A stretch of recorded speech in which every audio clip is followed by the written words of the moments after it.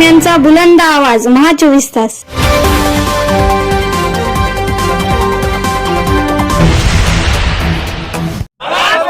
शक्तीपीठ महामार्ग शक्तीपीठ महामार्ग शेतकऱ्यांच्या शक्तीपीठ महामार्ग शक्तीपीठ महामार्ग शेतकऱ्यांच्या शक्तीपीठ महामार्ग। बातमी येते नांदेडमधून। नांदेडमध्ये शक्तीपीठ महामार्गाच्या समर्थनार्थ जिल्ह्यातील शेतकरी उतरणार रस्त्यावर।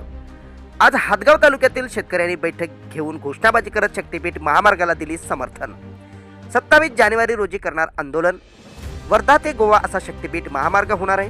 या महामार्गात 12 जिल्ह्यातील शेतकऱ्यांच्या शेतजमिनी जाणार आहेत, परंतु या महामार्गाला अनेक जिल्ह्यातील शेतकऱ्यांनी विरोध केला, तर अनेक शेतकरी आता या महामार्गाच्या समर्थनात रस्त्यावर उतरण्याची तयारी दर्शविली आहे।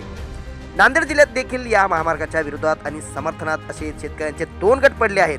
येणाऱ्या 24 जानेवारी रोजी शक्तीपीठ महामार्गाच्या विरोधात शेतकऱ्यांच्या एका गटाचे आंदोलन होणार आहे, तर याच महामार्गाच्या समर्थनात दुसऱ्या शेतकरी गटाचे 27 जानेवारी रोजी नांदेडच्या जिल्हाधिकारी कार्यालयासमोर 12 जिल्ह्यातील शेतकऱ्यांचे आंदोलन होणार आहे। आज शेतकऱ्यांनी नांदेडच्या हातगाव तालुक्यातील शक्तीपीठ महामार्गाच्या समर्थनात बैठक घेतली। महामार्गाच्या समर्थनात घोषणाबाजी करत सरकारच्या निर्णयाला पाठिंबा दिला।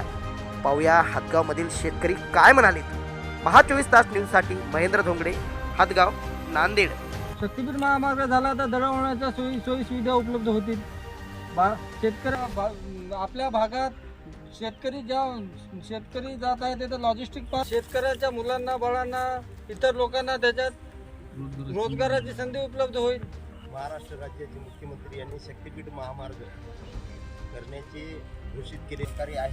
शेतकऱ्यांचे यांना समर्थन पण आहे, काही शेतकऱ्यांचा ज्यांचा विरोध आहे ते राज्य आहे, पण ॲक्च्युली जे रिअली शेतकरी आहेत त्यांचा एकाही शेतकऱ्यांचा या महामार्गाला आपल्या जमिनी देऊ शकते आणि देते पण एवढंच माझं म्हणणं आहे। आणि दिल्यानंतर हे शेतकरी आपल्या जमिनी देतील। शेतकऱ्यामध्ये काही स्वयंघोषित नेते मंडळी यांनी या शक्तीपीठ महामार्गाला विरोध दर्शवला आहे। राज्याचे मुख्यमंत्री साहेबांनी जर शक्तीपीठ महामार्ग झाला तर त्याने असे दर्शवले आहे की मराठवाड्याचे सगळे चित्र बदलून जाईल। जर मराठवाड्याचा विकास होत असेल तर या महामार्गाला आमची शेतकऱ्याची कोणताही विरोध नसून फक्त आमच्या शेतकऱ्यांचा हेच सांगणं आहे की योग्य मोबदला देऊन महामार्ग त्वरित करावा आणि पुढच्या महिन्यात भूमी अधिग्रहण सुरू करावे, एवढी आम्ही मागणी करण्यासाठी आता शेतकरी